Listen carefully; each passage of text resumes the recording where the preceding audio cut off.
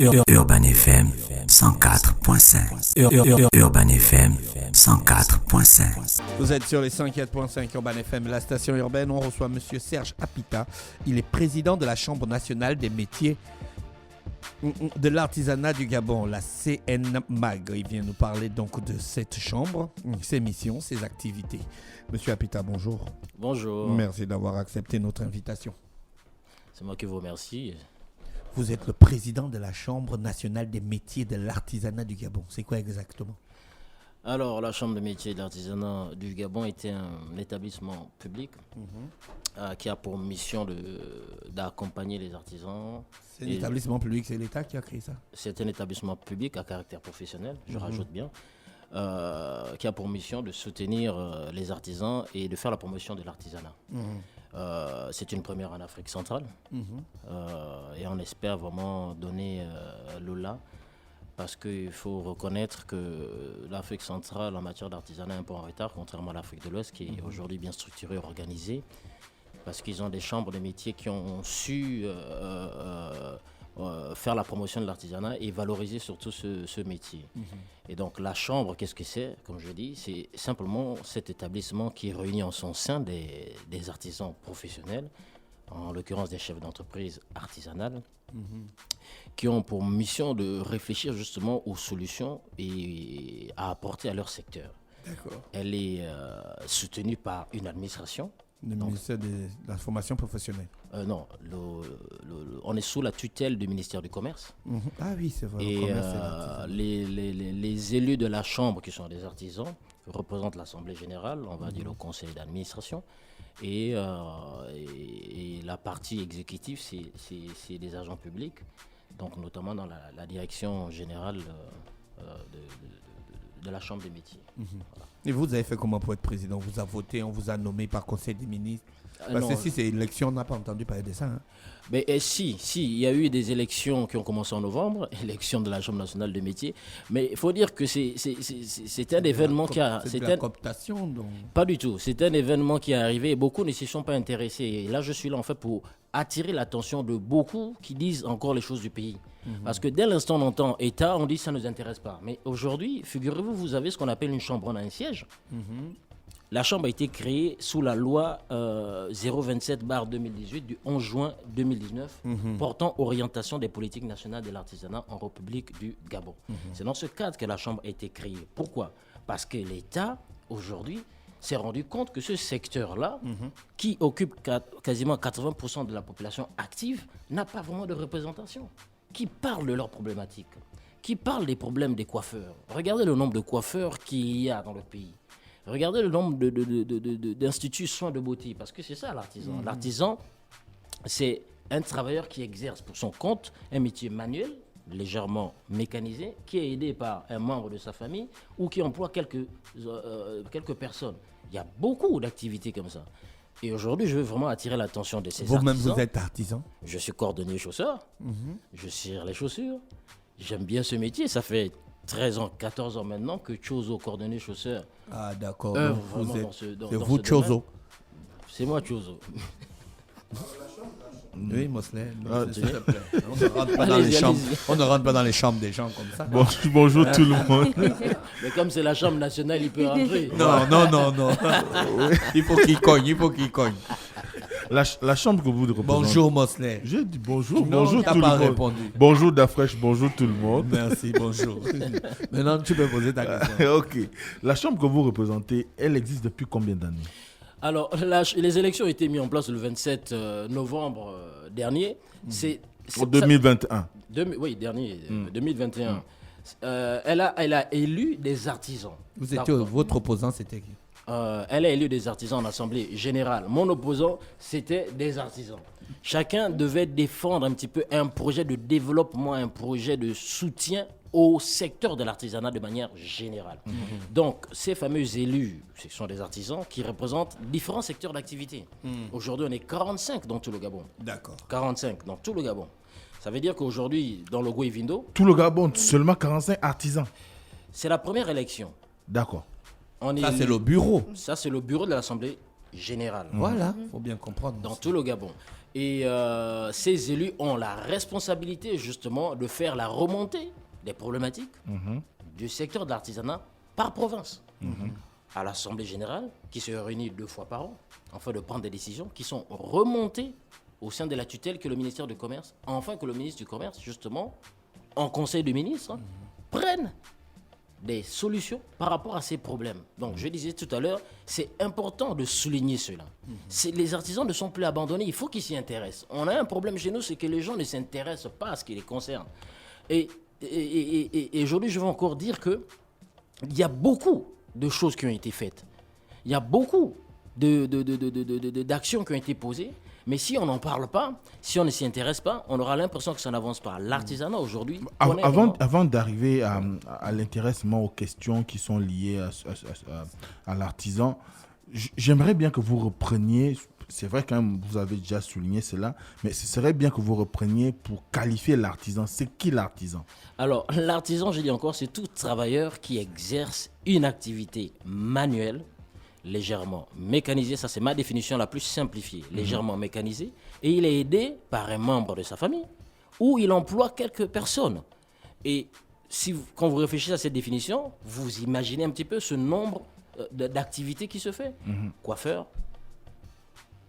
boulanger, ceux qui sont dans la vannerie. Vannerie, parce que vous faites bien de parler de ça. On a beaucoup assimilé l'artisanat. C'est quoi la vannerie, s'il vous plaît? On a beaucoup assimilé... Ceux qui fabriquent les meubles avec les lianes, ou travaillent avec des lianes, ou les cordes végétales. Si vous voulez. On a beaucoup assimilé l'artisanat aux objets d'art, pierre de Mbigou, tableaux, mais ce n'est pas que ça. L'artisanat, c'est le pizzaiolo. L'artisanat, c'est le restaurateur. Pourquoi? Parce qu'à la maison, je peux commencer à cuisiner et être aidé par ma fille. Je peux employer quelqu'un et cette activité...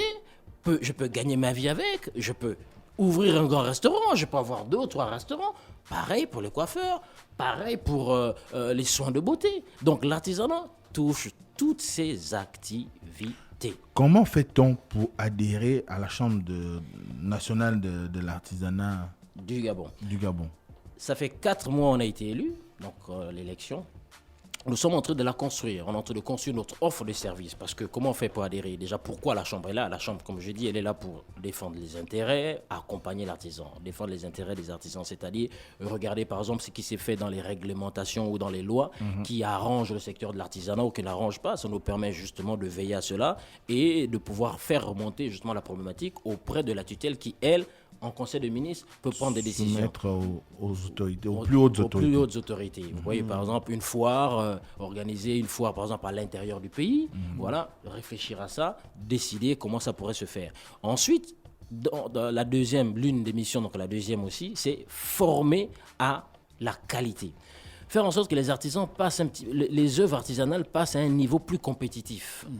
Vous voyez, et permettre aussi que ces artisans aient des formations certifiantes, diplômantes. Parce que dans d'autres cieux, un artisan, c'est d'abord quelqu'un qui a un diplôme par rapport à un métier. Aujourd'hui, il y a des formations dans différents métiers. Parfois, le diplôme ne correspond pas. Vous avez des gens qui savent faire, d'accord, qui sont formés, mais qui ont la difficulté d'ouvrir une entreprise. Alors que la formation dans le métier peut aussi vous enseignez les rudiments pour monter son entreprise, monter son entreprise et comment gérer une entreprise. Donc la Chambre aussi formée pour adhérer. Nous sommes en train de travailler dessus, sur les critères d'adhésion. Ça fait 4 mois, comme je disais, on a été mis en place. Pour adhérer, il faut déjà être artisan en activité. Il faut venir se faire connaître auprès de la Chambre.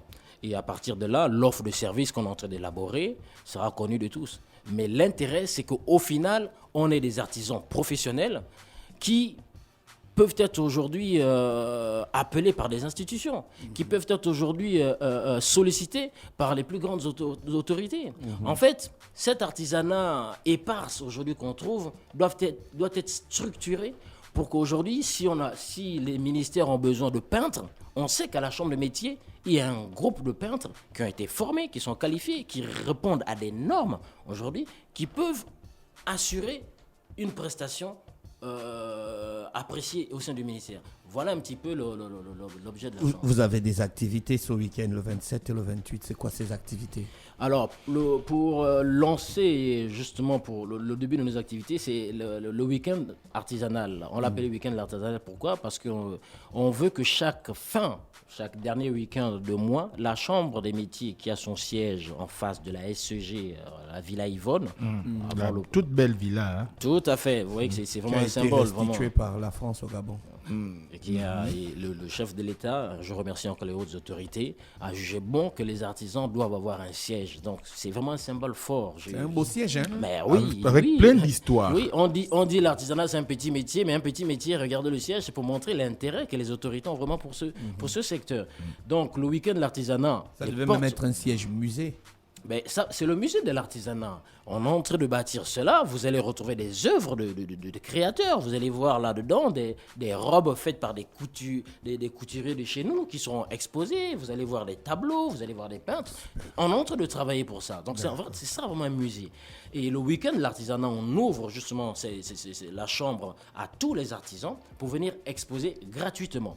Pourquoi? Parce qu'il faut qu'ils s'approprient de ce bâtiment. Ouais. Il faut qu'ils découvrent qu'il y a quelque chose qui a été mis en place pour eux et ça va permettre au grand public de découvrir ce qui se fait.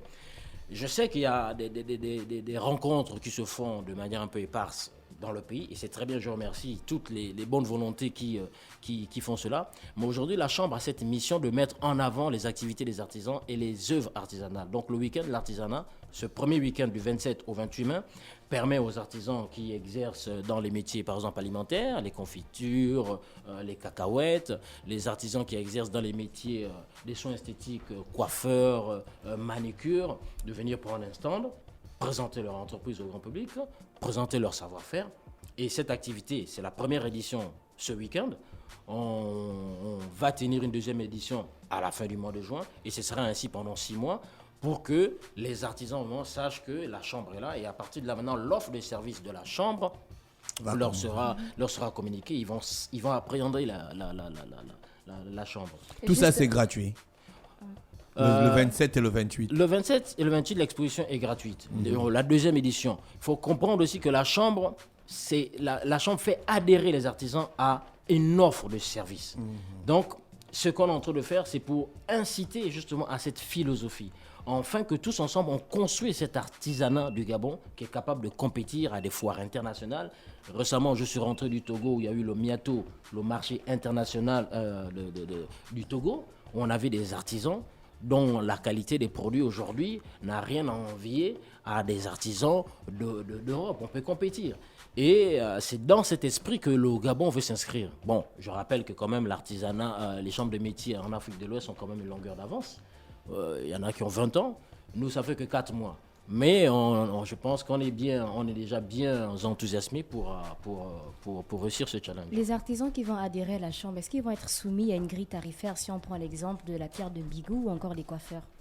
Alors, il y aura une adhésion avec, bien entendu, une cotisation. Mais je vous rassure que c'est vraiment, c'est récritique par rapport à ce qui va être offert. Ça permet simplement de faire comprendre qu'il faut contribuer à l'effort national.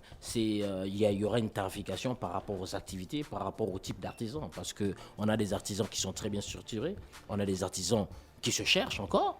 On a des artisans qui ne savent pas si il est artisan ou il est commerçant. Donc, tout ça, c'est en étude. Mais je rassure encore les artisans que les cotisations, ce sera vraiment...